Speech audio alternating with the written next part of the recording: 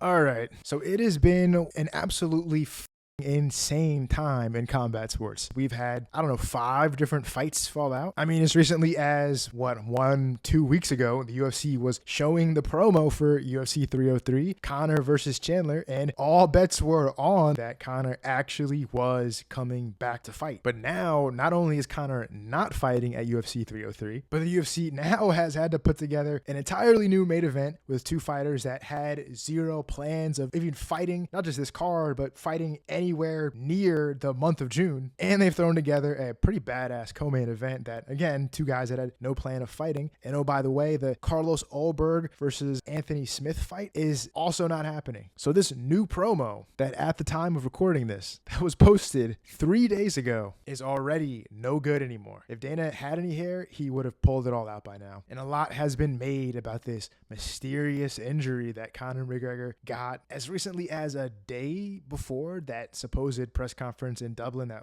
was supposed to happen, that ended up getting canceled, I think like 5 hours before its scheduled start time, has now officially come out, and it's already caused some controversy, to say the least. So I've seen and heard a lot of people talking about this as essentially a non-issue, that Conor should not be complaining about this because it's just a broken toe, right? And allegedly Alex Pereira had not only 1 but 2 different broken toes, one leading in the UFC 300, and apparently he left UFC 300 with another one. But I think people are massively discounting this injury. And what do you expect? I mean, it's Conor. Everyone's got to love him or hate him. There is no in between. And I know it might be a little hard to see this on the screen right now, but this isn't just a fracture like Alex Pereira had. And, obviously a fractured toe still absolutely sucks. But this is a clean 100% break right through the middle. And as someone who has both fractured and broken a bone before, yeah, they're both bad, but a clean break is pretty fucking serious. Like, it's not just the pain. I'm sure someone like him has no problem fighting through the pain,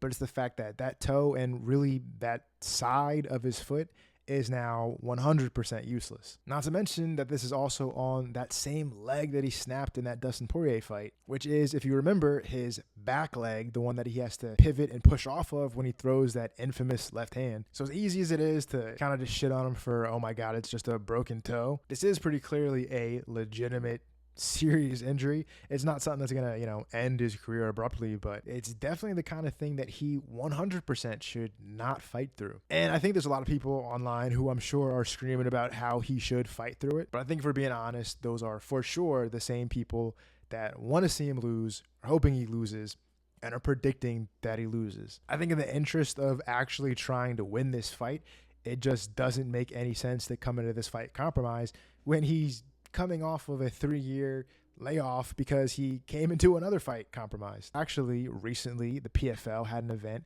in Dublin. Is that true? Actually, I don't know where that was. Recently, Bellator, I believe, had an event in Dublin where Conor actually took to the ring to give his full thoughts on the entire situation. Ladies and gentlemen, just before we interview the winner, Arlene Blenko, I had to get the Notorious in the cage, just have a little word with him. I will say, the guy does look in shape. I'm still here rocking away. I had a little lapse of concentration, and, I had to reschedule the bout, so I'm a little upset about that, but, it's keeping me dialed in. It's very interesting that he talks about this being due to a lapse in concentration. Obviously, I don't think he's going to come out and say exactly what happened, at least not until, after the fight against Michael Chandler. I don't want to read into this too deeply, but it does kind of make you wonder. I mean, on one hand, if he was able to make that kind of lapse of judgment or lapse of focus or whatever happened when training, you got to think maybe this time he got off with a broken toe. But if he's able to do something just like that in the cage against someone as explosive as Michael Chandler, something really bad could happen. They owe me job. The job is not done. So, that's not bad for me, for someone like me, So I'm onwards towards the new date. And, take my lessons learned. There was a lapse in concentration. If I was any one of these other little bums, Dan, that can't move, that have no footwork, I don't rely on their skills, then I would be okay. And I've done it before. I've made the walk a multitude of times under those circumstances and given these bums an advantage over me that they don't even deserve. So now I'm dialing it in. That is a very good point. While there were some people that were pretty cynical about this whole fight in general, and they thought Conor wasn't going to be able to actually make it in the cage on that date, which ultimately ended up being true. But when you look back at the entirety of his career, the guy has never pulled out of a fight before. before, despite having some extreme injuries. I believe it was the Chad Mendes fight where he went in there with a torn ACL. So as much as some people want to point at these recent injuries he's had and say that the guy is fragile, him willing to actually pull out of this fight and make sure he's at his best self when he goes in there is kind of a testament to how seriously he's taking this fight. Training camp's correct. I'm walking in there 100% Conor McGregor, injury-free. Perfection is on the menu with me, and that's it. So, on we go to it. And that is a dangerous man. Great to see you in here, Conor. Ladies and gentlemen, your own, the notorious Conor McGregor. Another interesting thing about this is he says that he wants to be 100% when he gets in the cage, but as I'm sure any of you fight fans watching this know, it's pretty rare for a fighter to be 100% when they go into a fight, especially of this magnitude. So I know he wants to go in there 100% injury free, but it does kind of beg the question of how realistic is that? All right, that's pretty much everything Conor had to say about the situation. Of course, I think this is actually the first time Dana has faced press since the whole cancellation of the Dublin press conference, and he was more than willing to share his thoughts about the entire situation. He's going to stay focused. He's going to try and get back as soon as he can. Who said that? Conor did. Yeah, okay. He would like a date in around September or August. Would you be open to creating a date for him, or does he have to fit into the schedule? I don't know right now. Yeah, our schedule's laid out, so we'll see. I'm not doing anything until I know that Conor is healthy. It's not even worth talking about till, what about September? What about October? He's not ready. So why even talk about that? So if you guys remember, there was a pretty lengthy back and forth between Conor and the UFC brass about him wanting a fight date. He wanted to fight last December. He wanted to fight as the headliner on UFC 300. And the UFC wouldn't do it until they felt like he was ready. I guess they wanted to wait out until he was done with all of the press circuit for Roadhouse. And now it looks like we're going to be in a very similar situation where Conor's probably going to be very aggressive looking for a date.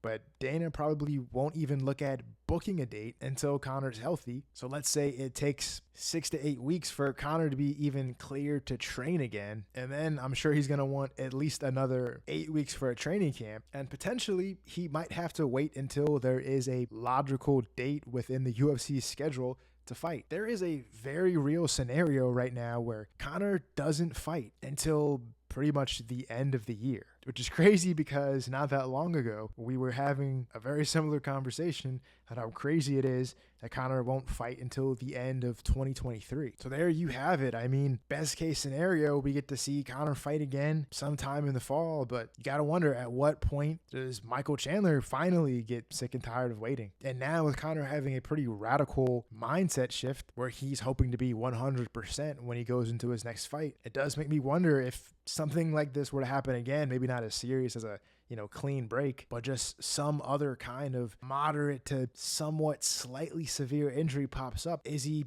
gonna want to take the chance then because he's sick of waiting, or is he gonna call it a day? I'm sure he's sick and tired of losing, and like he said not too long ago, he doesn't ever want to lose again. And I'm sure every fighter feels that way, but he's at a position in life where he has an option on the table to make sure he never loses again, which is to just retire, go off into the sunset with his hundreds of millions of dollars and keep making movies. So with all that being said, I guess now we're back to playing the waiting game. And I'm sure within the next 4 to 6, maybe 8 weeks, we'll get another very legitimate update about where Conor's at and what time of the year makes the most sense for him to finally make his comeback. Let me know in the comments below, what do you guys think about this insane situation? And with the UFC, at least in my opinion, doing a pretty good job of making new stars, how excited are you really to see Conor finally come back? Thanks for watching.